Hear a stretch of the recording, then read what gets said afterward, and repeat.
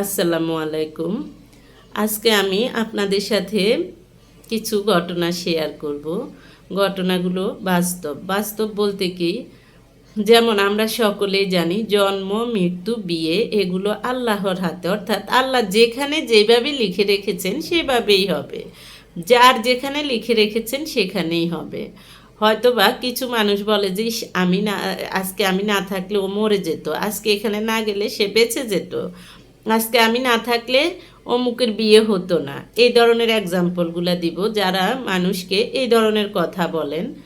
এরকম একজন দুইজন না, অনেক মানুষ আছে এই ধরনের কথাগুলো বলেন। যেমন একটা ইউটিউবার নাইম, আরও কি যেন, ওদের বাবা আসলো গত শুক্রবারে। সুন্দর তারা ফুল দিয়ে বরণ করলো, নাইম ইভানের বাবা ফুল দিয়ে বরণ করলো, কি সুন্দর লাল শাড়ি পরে গেল মাটা, গোলাপ দিল, সব কিছু সুন্দর। ওদের 5 বছর পর বাবা আসলো, আজ বলল যে আজকে আমাদের অনেক দিন পর আজকে আমার পরিবারটা পরিপূর্ণ হলো। এক শুক্রবারে তারা বরণ করেছে, আরেক শুক্রবারে তারা লাশ নিয়ে বাড়িতে গেল, ব্রেন স্ট্রোক করে মারা গেল। কি সুস্থ সুন্দর মানুষটা! কেন উনি এই 1 সপ্তাহের জন্য বাংলাদেশে আসা লাগে? মৃত্যুটা তো তার বিদেশে প্রবাসেও হতে পারত। তারপর আরও একজন আত্মীয়ের কথা আমি আমার আরেকটা ভিডিওতে বলেছি। উনি ছিল দেশে, আসছে সুস্থ মানুষ, বাসায় উঠলো, বসলো, সেখানে মারা গেল। এই আল্লাহকে আমি এগুলা কেন বলি, অনেকেই মুখে বলি আল্লাহকে বিশ্বাস করি, কিন্তু আল্লাহকে বিশ্বাস মনে প্রাণে করতে হবে। আমরা তো বিশ্বাস করি কিন্তু ধৈর্য রাখতে পারি না। দেখা যায় যে আমাদেরকে কেউ কিছু বলছে খারাপ করে, আমরা ওইটার অ্যাকশান না নিতে পারলে আমাদের একদম মনের মধ্যে খুব হয়ে যায়। হ্যাঁ, এটা আমারও হয়, এটা আমি অবাস্তব কিছু বলবো না।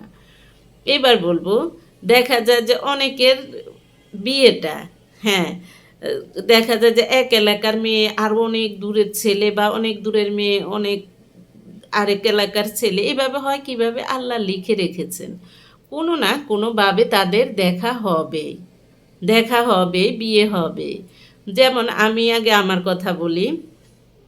আমার বাবার এলাকায় খুব সুনাম ছিল, বাবা ছিল হাই স্কুলের প্রধান শিক্ষক। এলাকায় নাম ডাক, আমরা সব ভাই বোন অনার্স মাস্টার্স করা, ভালো রেজাল্ট করতাম। আমাদের এলাকা আমাদের অন্যরকম সুনাম ছিল। আমার বাবার কাছে আমি ছিলাম 3 নম্বর মেয়ে। হ্যাঁ, তারপরেও আমার বাবার মেয়ে যেমনই হোক ভালো বিয়ের প্রস্তাব আসতো, কিন্তু আমি শুনলেই কান্না করতাম। তারপর যাক, সবার দেখা যায় যে কোথাও ছেলে পছন্দ হয়েছে, কিন্তু আমার বাবা সবসময় মেয়ে দেখায় না। আমার বাবা মেয়ে ছেলের সব কিছু দেখে আগেই বলে দেয় আমার মেয়ে কিন্তু কালো। তারপর দেখা যায় যে মানুষ বলে যে হ্যাঁ আমরা জানি, আমরা জেনেই আসছি। হ্যাঁ, তারপর কোনো একটা ঘটনা দেখা যায় যে আমি আসছি ঢাকা, আমি চাকরি করার জন্য আসছি, মাস্টার্স এখনও রেজাল্ট হয় নাই, তখনই আসছি। আসার পরে ওখানেও একজন লোক, আমার আমাদের দূর সম্পর্কের আত্মীয়, সে তার এক বউ পার করে দিয়ে আরেক বিয়ে করে যখন আসছে বউ দেখাতে আমার বোনের বাসায়, আমার বোনকে বলে যে আপনার বোনকে বিয়ে দিবেন নাকি? আমার বোন বলে যে আগে আমরা সিবি দেখব, সিবি দেখব, শুধু সুন্দর হলেই হবে না। হ্যাঁ, সিবি দেখার পরে আমার বোন তো অস্থির, পছন্দ হয়ে গেছে। এরই ভিতরে ও ছেলেটার বাড়ি ছিল খুব দূরে, আমার আম্মা করলো কান্নাকাটি।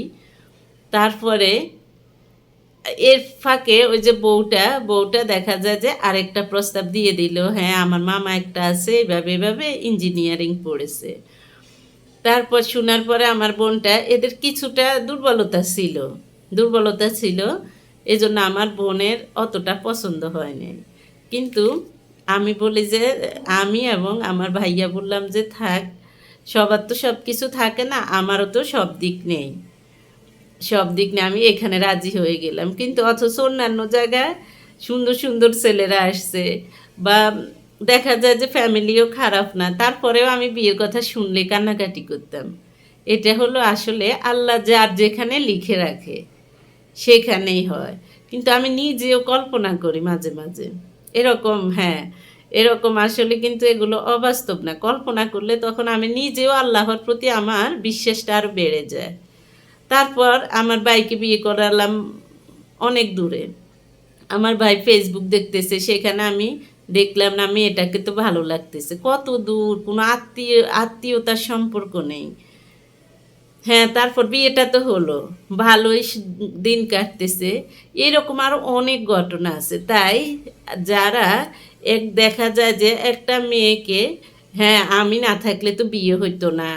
এ আমরা না আনলে তো বিয়ে হইতো না। এই ধরনের কথা বলে ছোট করেন। আপনারা জেনে রাখবেন, আপনারাও কারো না কারো উসিলাতে আপনাদের হয়েছে। কারণ এগুলো, হ্যাঁ, যারা প্রেম করে তারা তাদের বিয়েটা নিজে, নিজে বসে। আর না হয় দেখা যায় যে এগুলো সবসময় একটা মিডিয়ার মাধ্যমে হয়। তো যাদের আল্লাহর প্রতি বিশ্বাস নেই, যারা কি বলে ওই যে কাপুরুষ টাইপের একটা কথা আছে না? যাদের আল্লাহর প্রতি বিশ্বাস নেই, মুনাফিকি টাইপের, তারাই মানুষকে এই ধরনের কথা বলে। যাদের এই ধরনের কথা বলার অভ্যাস আছে তারা তাদের অভ্যাস চেঞ্জ করুন, পরিবর্তন করুন। এগুলো সবই আল্লাহর লীলা খেলা। আল্লাহ হাফেজ। আসসালাম।